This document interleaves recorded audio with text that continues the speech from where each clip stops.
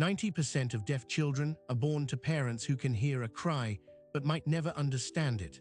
This is the story of a 7-year-old girl stranded in a silent world of her own at a bustling playground, and the single father who saw her desperation not as a problem but as a language he could finally speak. Her name is Maya, she is deaf, and on an ordinary Tuesday afternoon, her world dissolved into silent, terrified frustration because no one around her, not the other parents, not the hired help, knew how to ask her what was wrong. Until a man named Ben, a father himself, saw not a behavioral problem, but a child screaming in a language no one else had bothered to learn. What happened next would unravel a hidden failure in plain sight and force a powerful woman to question everything she thought she was providing. Ben Carter learned American Sign Language for the same reason many parents do, out of necessity and love. His younger sister, Chloe, is deaf. Growing up, he was her translator, her defender on the playground, her bridge to a hearing world that often couldn't be bothered to meet her halfway. He knew the specific panic that flashes in a deaf child's eyes when they are lost and no one speaks their language. He was 34 now, a carpenter, raising his 5-year-old son, Leo, alone after his wife's passing 2 years prior. The playground was their Tuesday afternoon ritual, a slice of guaranteed time between his jobs and daycare pickups. On that particular Tuesday, Elena Vance was in her 7th consecutive hour of back-to-back virtual meetings. As the founder and CEO of a green tech firm valued at just over $2 billion, her time was measured in 15-minute increments, her attention a commodity traded on spreadsheets. Her daughter Maya's afternoon was managed by a rotating schedule of caregivers, a speech therapist until 3, a nanny until 5:30, then Elena's block of family time from 6 to 7 before Maya's bedtime. It was a system built on expertise and efficiency. Elena had hired the best pediatric audiologists, the most recommended therapists. She had provided every technological aid. What the system had not accounted for was the simple, brutal fact that Maya, at 7 years old, was languishing in a linguistic void. The nanny that day, Sarah, was qualified on paper, certified in child care, first aid trained, but she did not know sign language. Her approach was one of cheerful verbal encouragement, a stream of words that to Maya were just vibrations. When Maya's hearing aid began feeding back a piercing whistle on the swings, Sarah smiled and adjusted it, but couldn't explain what was happening. The frustration built in Maya like a pressure cooker with no release valve. She couldn't articulate the discomfort, couldn't ask for help.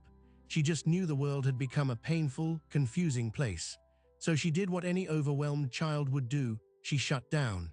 She slid off the swing, walked to a quiet patch of wood chips under a large oak tree, sat, and cried silent, heaving sobs. Sarah tried. She knelt, spoke softly, patted Maya's back, but her touch felt like more confusing input. Her words were noise. After 10 minutes, Sarah was on her phone, likely texting Elena or searching for a solution, her body language shifting from care to low-grade crisis management. This was the scene Ben Carter walked into with his son Leo. He saw a well-dressed woman looking at a child, but not seeing her. He saw a little girl with her hands clamped over her ears, her face a mask of utter isolation. He recognized the posture immediately. It wasn't a tantrum, it was a communication crash. He told Leo to wait by the sandbox for a moment. He approached slowly, not toward the nanny, but toward Maya, and he knelt several feet away, putting himself in her line of sight. He didn't speak. He simply raised his hands and began to sign. "My name is Ben, are you okay?" Maya's crying hitched. She peered through her fingers. He signed again, slower. "The sound is bad." He pointed to his own ear, then mimed a whistling sound, making a pained face, a flicker of recognition. Maya's small hands unfurled from her face. She signed a single, shaky sign back, "Hurt." In that moment, a connection sparked across the silent space between them. Ben nodded, signing, "I understand, can I look?" He pointed to her ear. She gave a tiny nod. With permission granted, Ben showed Sarah how to turn the device off and on again, a simple reset that solved the feedback loop. But the technical fix was secondary. The real repair was happening in the language. He signed, "All done, better." Maya signed back, "Better, thank you." And then a floodgate opened. She began signing rapidly, her hands painting a picture of her afternoon, the confusing swing, the loud park, the feeling of being alone. Ben listened with his eyes, responding, mirroring her emotions, giving names to her feelings in a way she had likely never experienced from an adult outside a therapy room. Elena Vance arrived 8 minutes later, having cut her final meeting short after a worried text from Sarah. She saw her daughter first, not crying but engaged, her small hands dancing in conversation with a man kneeling before her. She saw the expression on Maya's face, not relief, but something rarer, comprehension. She saw the stranger's patience, the gentle focus, the way his signs were not just instructions, but a dialogue. And she saw Sarah, standing off to the side, a helpless observer to a conversation she could not access. Elena felt a visceral punch to her chest, a compound fracture of guilt, awe, and a shocking, painful clarity. She had built a fortress of resources around her daughter, and a stranger with nothing but his hands had walked through the walls she didn't even know were there. She watched, hidden by the trunk of a nearby tree, as Ben helped Maya up, signed something that made her give a small, genuine smile, and waved goodbye as he returned to his own son. The entire interaction lasted less than 15 minutes. It cost nothing, and it had reached her daughter on a level millions of dollars in professional services had failed to touch. As Ben walked away, Elena made a decision. She wouldn't let this be a mere moment. She had to know who this man was and what he understood about her daughter that she, the mother, did not. She took a deep breath, smoothed her coat, and stepped out from behind the tree, her heels clicking on the pavement as she walked toward the park bench where Ben was now helping Leo with his shoe. The trajectory of all three of their lives was about to irrevocably shift. Elena Vance was not used to feeling unprepared. She built billion-dollar companies on the ability to anticipate every variable. But standing before Ben Carter, a carpenter in a flannel shirt with sawdust on his jeans, she had no script. She introduced herself, her voice softer than it was in boardrooms. She thanked him. The words felt inadequate, a currency too small for the transaction that had just occurred. Ben was polite, guarded. He explained about his sister, Chloe. That it wasn't a special skill, just something he knew. He was about to leave when Elena, acting on an impulse she didn't fully understand, asked him to wait. She proposed coffee, right then at a small kiosk on the park's edge. Leo, Ben's son, could have a smoothie. It was not a question but a statement delivered with the faintest tremor of desperation. Ben hesitated, looking from Elena's earnest, strained face to his watch, then to his son. He agreed. For the next 20 minutes, under the shade of a striped awning with the sounds of the playground as a backdrop, Elena Vance conducted the most important due diligence of her life. She asked questions, not as an executive, but as a mother who had just witnessed a fundamental flaw in her core operation, her family. She learned Ben was a widower. She learned he worked contract to maintain flexibility for his son. She learned he volunteered once a month at the local community center, teaching basic ASL to families with newly diagnosed deaf children because he remembered how lost his own parents had felt. With each answer, the chasm between his world and hers widened, and the source of her failure became clearer. She had outsourced her daughter's emotional and linguistic development to professionals, viewing it as a series of problems to be solved by specialists. Ben had lived it as a human experience, a continuous thread of relationship and adaptation.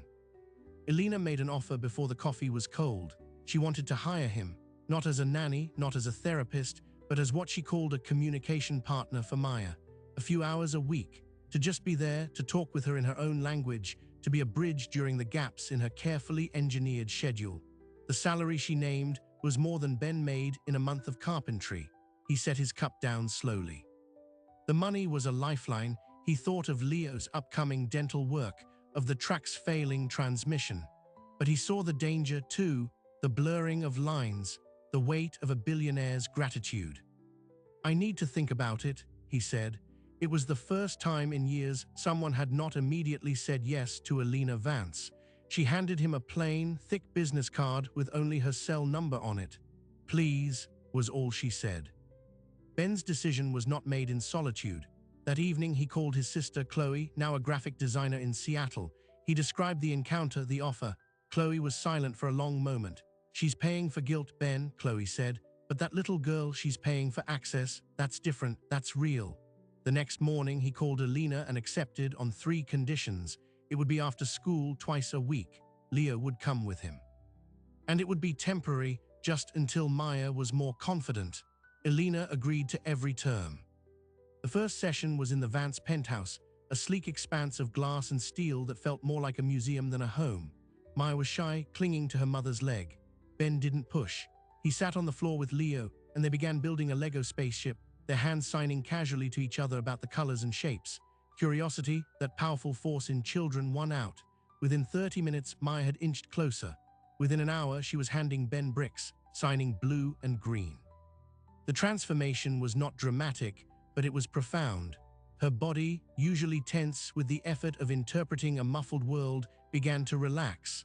For the first time in her home, she wasn't working to understand. She was simply understood. Elena watched from the kitchen island, her fingers tight around a glass of water. She saw the ease between Ben and his son, a fluent, quiet dialogue of signs and glances. She saw her daughter's face, alight with the joy of participation. A crushing wave of love and shame washed over her. She had given Maya a soundproofed room, the latest cochlear implant technology, a small fortune in auditory verbal therapy. But she had not given her this, the simple, effortless peace of being known in your own tongue. This was the beginning of the unraveling. Ben, in his gentle, observant way, began to notice things. He noticed that Maya's impressive vocabulary of spoken words, drilled in therapy, had almost no connection to her emotional state. She could parrot, "I am happy" or "I am sad" on command, but when she was frustrated, she had no signs or words to express the gradient of that feeling. She would simply melt down. He noticed that her nannies, though kind, communicated with her through a limited set of gestures and loud, clear speech, a one-way street. They talked at her. Ben talked with her. He began keeping a simple journal, not for Elena, but for himself. Notes on what signs Maya picked up fastest, what situations triggered anxiety, what made her laugh. After the third session, he gently suggested to Elena that Maya might benefit from having some of her favorite books in ASL video format, so language could be tied to story and emotion, not just drill. Elena, who was used to receiving 100-page reports from consultants, was stunned by the practical clarity of the suggestion. She had it done within 24 hours. The tension, however, was not confined to the penthouse. Ben's life was becoming bifurcated. By day, he was on a construction site, his hands building frameworks of wood. By afternoon, he was in a soaring tower, his hands building a framework of language for a child who was not his own. His co-workers noticed his early departures. Questions were asked. He gave vague answers about a tutoring gig, which was technically true, but the guilt was there. Was he abandoning his own trade, his father's legacy, to become a paid friend to a rich kid? Was the money corrupting his reasons for being there? The pivot came during the fourth session. Maya was showing Ben her room, a curated paradise of educational toys. She stopped at a large, locked cabinet. She signed, "No, mine, they take." Ben frowned. He asked, "What do they take?" Maya made a frustrated gesture toward her ears, then mimed putting something in a box and taking it away. Later, with Elena, Ben cautiously brought it up. Elena's face paled. She explained that Maya's previous behavioral therapist had recommended a compliance protocol. When Maya refused to practice her vocal exercises or use her listening devices, a preferred toy would be temporarily removed. The goal was to incentivize engagement with the auditory world. To Ben, who had spent a childhood advocating for his sister against such coercive methods, it sounded like punishment for being deaf. The goal wasn't communication, it was conformity. He chose his words carefully, but they landed with the force of a truth Elena could no longer avoid. "You're trying to make her better at living in a hearing world," he said. "But what if you help the hearing world get better at living with her?" That night, Elena didn't sleep. She researched. She found the studies Ben had lived, that early ASL exposure doesn't hinder speech development but bolsters it, that language deprivation has lifelong cognitive effects. She realized with dawning horror that in her drive to fix her daughter's deafness, she may have been inadvertently starving her of accessible language during the most critical window. The next day, she fired the behavioral therapist and called an emergency meeting with Maya's entire care team. She walked in, not with charts and data, but with Ben's simple handwritten journal. She held it up. "This," she said, her voice shaking with a fury born of guilt, Contains more insight into my daughter in 4 weeks than all of your reports combined. We are changing direction. The fallout was immediate. 2 specialists resigned, citing professional disagreement with a layman's influence. A story, tiny at first, began to leak into the tech gossip blogs. Venture titan Vance derails daughter's therapy, heeds handyman. And through it all, Ben kept coming. He became the stable point in the storm. For Maya, he was the constant. For Alina, he became an unlikely confessor. She found herself telling him things she told no one, her fears of failing as a mother, the loneliness at the top, the pressure to project invincibility. One afternoon, after a particularly brutal board meeting where her judgment had been questioned, she broke down in the kitchen. Ben didn't offer empty comfort. He simply signed, "She sees you trying. That's the only part that matters to her." It was the first time anyone had addressed her not as CEO, but as a parent in the trenches. The arrangement, however, was a ticking clock. Ben's temporary timeline was approaching. Maya was blossoming, her signs becoming sentences, her tantrums diminishing. But a deeper connection had formed, a fragile, precious thing between the 3 of them, and 4, counting Leo. Letting go was becoming unthinkable, yet the outside world was closing in. The gossip blogs had escalated to a full-blown business profile questioning Alina's stability. A paparazzi photo had been taken of Ben and Leo leaving the Vance Tower, its captions speculative and cruel. Ben knew the bridge between their worlds was burning. He was a private man, and his son's peace was not for sale. He decided the next session would be his last. He would finish his commitment, take the money he'd earned, and walk away. He practiced the speech in his truck on the drive over. He would tell Alina that Maya was ready, that she didn't need him anymore. He would thank her and leave. But as the elevator ascended to the penthouse, he had no way of knowing that Alina Vance had reached a conclusion of her own. She had run the numbers, assessed the risk, and reviewed the data. And she had arrived at a decision that would make the scandal brewing in the press look like a minor footnote. She was going to offer him a permanent position with a salary and benefits that would secure his future. More than that, she was going to ask him to help her rebuild her family's world from the ground up, with accessibility at its core.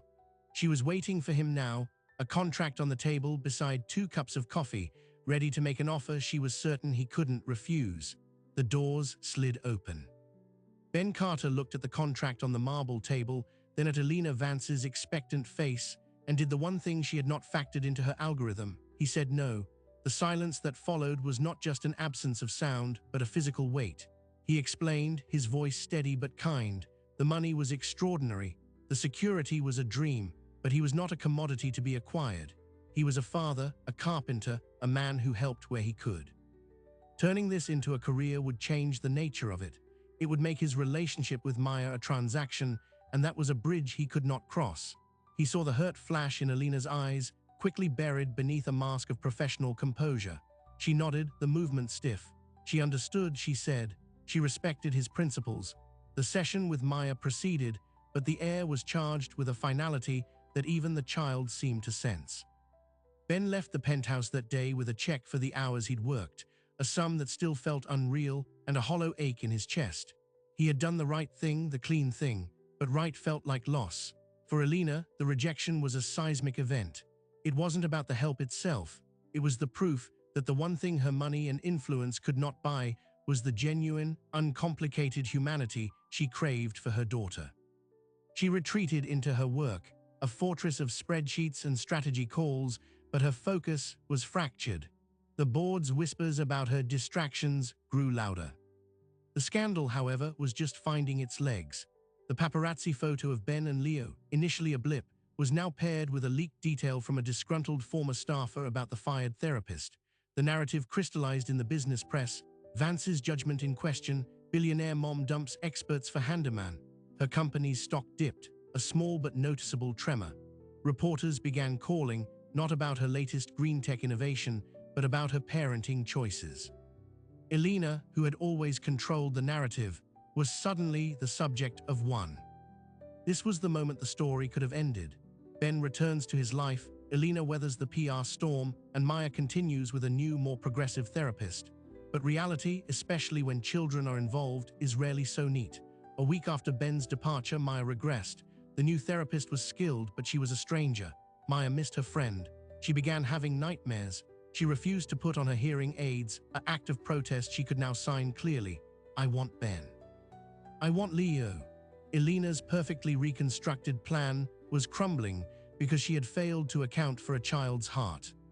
Meanwhile, Ben was trying to return to normalcy. He used part of the money to fix his truck. He took on a new framing job, but his mind kept drifting to a quiet penthouse and a little girl who signed "thank you" with her whole body. The guilt was a quiet companion. Had his pride hurt a child? One evening, reading to Leo, he found himself absent-mindedly signing the story. Leo looked up and signed, "I miss Maya." That was the crack in the dam. The crisis point arrived on a rainy Thursday. Elena was in a critical shareholder video conference when her home manager interrupted, face pale. Maya had locked herself in her bathroom and was hysterical, unreachable. The therapist couldn't calm her. Security was minutes away from breaking down the door. Elena, with dozens of important faces watching on her screen, said, "The meeting is adjourned," and terminated the call. In the panic, one name surfaced in her mind, the only name. She called Ben. He was on a ladder when his phone rang. He heard the raw panic in her voice, stripped of all billionaire poise. He didn't ask questions. He told his foreman it was a family emergency, and he drove across town in the rain, his hazard lights flashing. He arrived to a scene of quiet chaos. The therapist stood helpless outside the bathroom door. Elena was on her knees, pleading through the wood. Ben walked past them all. He knelt at the door and knocked softly, then began to sign against the wood, his fingers tapping visible rhythms. "Maya, it's Ben, I am here, you are safe." The crying inside hitched. He kept signing simple, calm reassurances. After a minute, there was a click. The door opened a crack. Maya's tear-streaked face appeared. She flew into his arms. In that moment, in the hushed hallway, every dynamic shifted. Elena saw the undeniable truth. This man was not an employee. He was a lifeline. Ben, holding a sobbing child, understood the truth of his own earlier refusal. Sometimes, principles have to bend to meet a greater need. He carried Maya to her room, signed with her until the fear subsided, and stayed until she fell asleep, exhausted. Later, in the stark light of the kitchen, Elena and Ben had a different conversation. This time, there was no contract. Elena spoke from a place of naked vulnerability. "I don't know how to do this," she admitted. "I can build a company, but I can't build the bridge my daughter needs. You can. I'm not asking you to work for me. I'm asking you to help me, teach me." It was a surrender, and it changed everything. Ben saw not a powerful CEO, but another parent in over her head. He agreed, but on new, radical terms. He would come not as a paid partner, but as a friend. He would teach Elena ASL properly, immersively. Leo would come so Maya had a peer. There would be no salary. Instead, Elena would fund a project, a non-profit community workshop Ben had always dreamed of, a place where low-income families could learn ASL together and where deaf kids could just be kids. It was a trade, not a purchase. A partnership, not employment. The arrangement was unorthodox, fragile, and beautiful. Tuesdays and Thursdays became language days. The penthouse was transformed. Professionalism was replaced by the messy, joyful chaos of learning. Elena, a quick study in everything, found ASL humbling and profound. She made mistakes, which made Maya laugh. Ben taught them both, his patience endless. He showed Elena how to read Maya's body language, how to stop talking and start listening with her eyes. For the first time, mother and daughter began to have real conversations, halting, then flowing. The connection that formed was not just between them, but around them. Leo and Maya became inseparable, a tiny bilingual unit. Ben and Elena, in the shared, exhausting, rewarding work of parenting, found an unexpected camaraderie. But the outside world had not stopped turning. The handyman scandal evolved. A reporter, digging deeper, discovered the non-profit clause. The story flipped. Billionaire's crisis leads to charity. Vance funds ASL center after deaf daughter bonds with carpenter. The narrative was now one of redemption and philanthropy. The stock ticker stabilized. The board's murmurs softened. Yet this new, positive spotlight brought a different kind of pressure. Ben's quiet life was now public domain. His picture was in articles. The workshop project, which was supposed to be slow and organic, was suddenly on a fast track, with expectations and timelines. And then the past knocked. Ben's sister Chloe, seeing his name in a business magazine, called. She was thrilled about the workshop, proud of him, but she also voiced a warning, one born of a lifetime of navigating the hearing world's fascination with inspirational deaf stories. They're making you a character in her story, Ben, Chloe signed over their video call. The noble carpenter, the savior, just make sure you and Maya aren't just props in her comeback narrative. The words landed, sowing a seed of doubt. Was he? The tension came to a head at the fundraiser. Elena, to launch the Workshop Capital campaign, decided to host a gala. It was her world, black tie, press lines, polished speeches. She asked Ben to speak, to share his story. He agreed for the sake of the workshop. The night was a shimmering spectacle. Ben stood at the podium, feeling like an imposter in a rented suit. He spoke simply about language, about access, about his sister. He brought Maya on stage, and she signed "Thank you" to the crowd. The applause was thunderous. It was a perfect, heartwarming moment. But after circulating in the crowd, Ben overheard a snippet of conversation between two investors. "Brilliant repositioning by Elena," one said. "Total crisis into a CSR home run. The human interest angle is priceless." The words iced his blood. He looked across the room at Elena, radiant in her element, working the room. Was this all just strategic? Was Maya's breakthrough, their hard-won connection, just part of a repositioning? The seed of doubt Chloe had planted burst into full, choking bloom. He found her, pulled her aside, his voice low. "Am I a character in your story?" he asked, the hurt roar in his eyes. Elena was stunned. She started to defend, to explain the necessity of optics, but Ben wasn't hearing it. The gulf between their worlds, momentarily bridged, suddenly seemed wider and more treacherous than ever.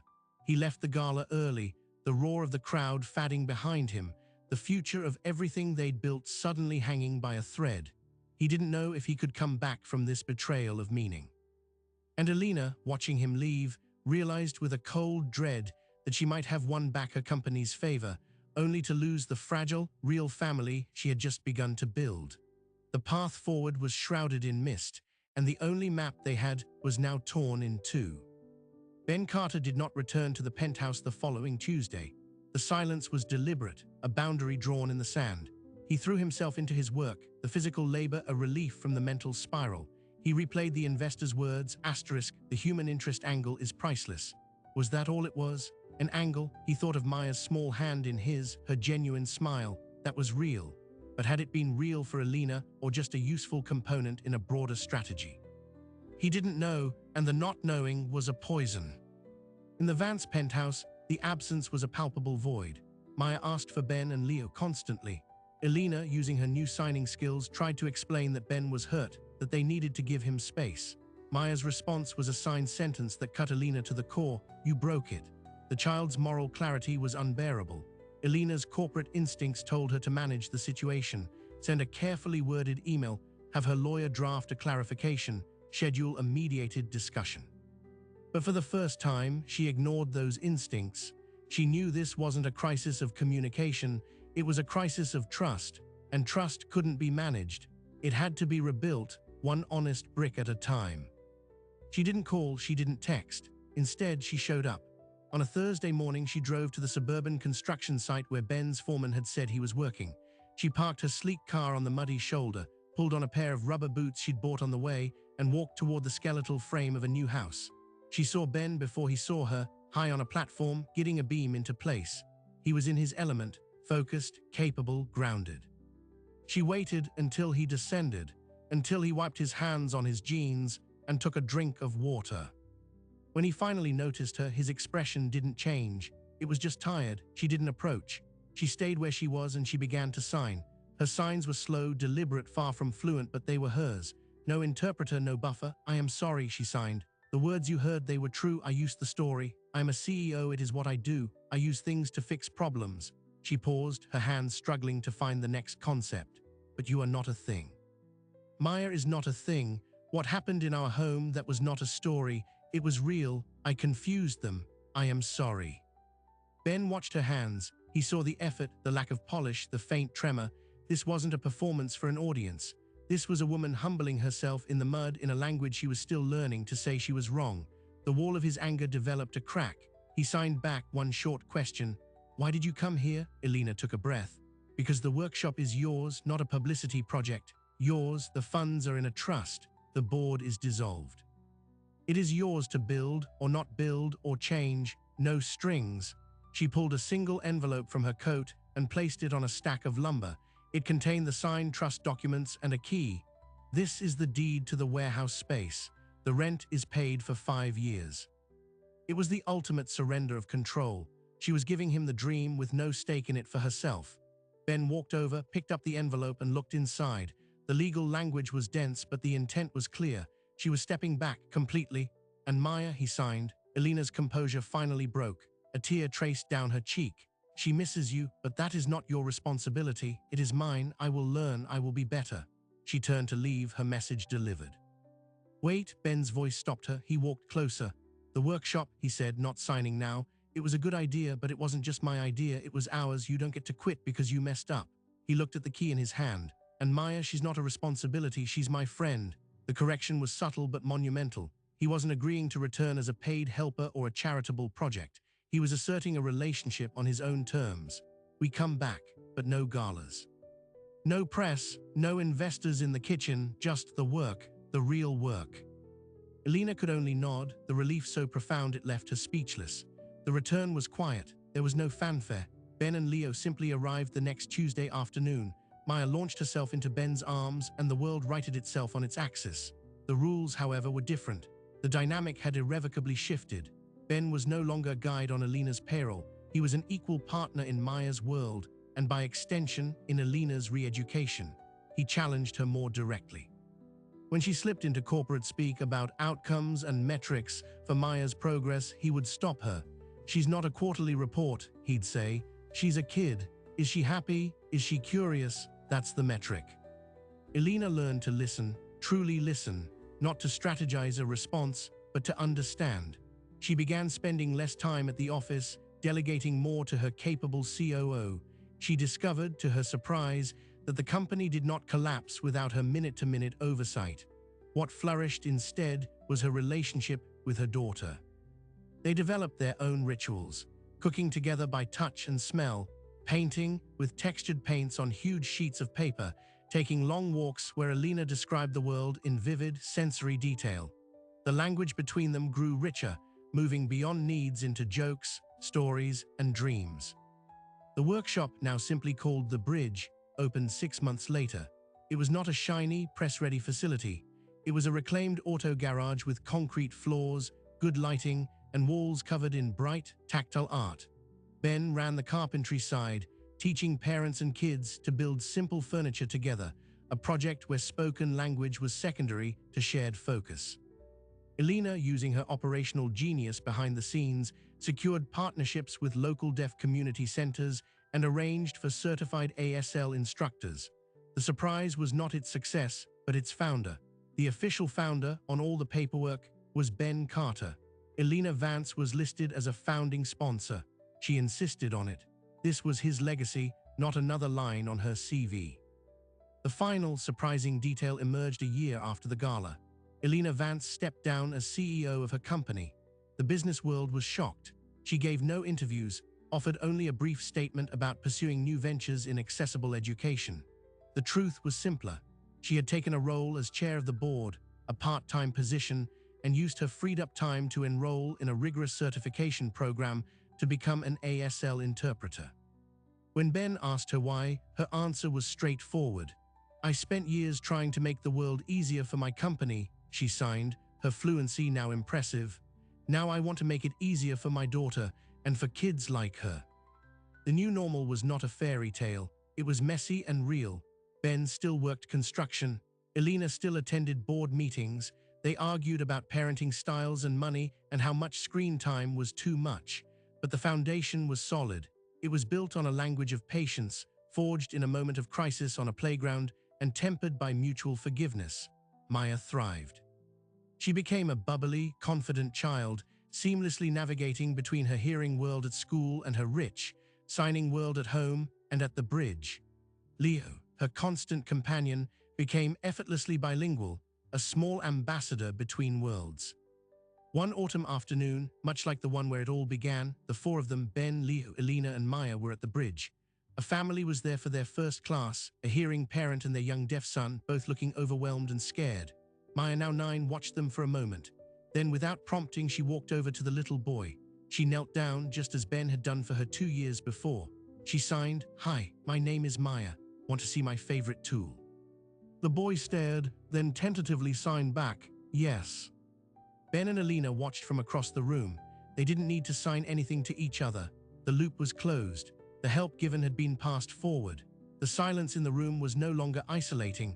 It was peaceful, filled with the focused energy of hands building and connecting. The story that began with a cry no one understood had found its resolution not in a dramatic climax, but in a quiet, continuous conversation. The documentary of their lives had reached its payoff, but the real work, the good work, was just beginning, one signed word, one act of understanding at a time. So what is the true currency of care? This story was never about the magic of sign language, though that was the key that turned the lock. It was about the choice to use it, the choice to step out from behind our own trees, to kneel in the wood chips, and to learn a new way of speaking when the old way has failed. Every day, in playgrounds and homes and classrooms, children are stranded on islands of misunderstanding. The statistics are not just numbers, they are real children facing real loneliness. 90%, a world of potential connection waiting for someone to build a bridge. We have more tools for communication than any generation in history. We can send messages across the planet in seconds, and yet the most profound connections are still forged in patience, in presence, in the willingness to translate not just words, but feelings. Ben Carter did not have wealth or power. He had a skill born of love and the courage to offer it to a stranger. Alina Vance had all the resources in the world, but she had to learn that the most important one was humility, the strength to admit she didn't know, and the courage to learn from an unlikely teacher. The story asks a question that echoes far beyond a single park or penthouse. When we encounter someone we cannot easily understand, whether due to language, ability, or circumstance, what is our default? Is it to look away, assuming it's not our problem? Is it to throw money or technology at the gap, hoping it will close itself? Or is it to kneel down, make eye contact, and find a new way to say, "I see you, I am here"? The bridge they built was not made of steel or concrete. It was made of time, of effort, of the hard, beautiful work of true attention. That is a material available to every single one of us. It is the most valuable thing we can ever spend, and the only thing that can ever buy genuine connection. The little girl in the playground is not an anomaly. She is a reminder that the greatest innovations are not always technological. Sometimes they are human. Sometimes the most advanced tool we have is an open hand, moving with intention. The story of Ben, Alina, and Maya ends here, but the question it poses does not. In a noisy world, will we choose the easy language of assumption or the harder, richer language of effort? Will we let our tools rust from disuse, or will we pick them up and reach across the silence? The answer isn't found in a documentary. It's found in your next moment of choice. In the park, in the school, in your own home. Which will you choose? Thank you for watching. If stories that explore the deep fabric of human connection matter to you, consider subscribing. Your support helps us find and tell more of them. Until next time.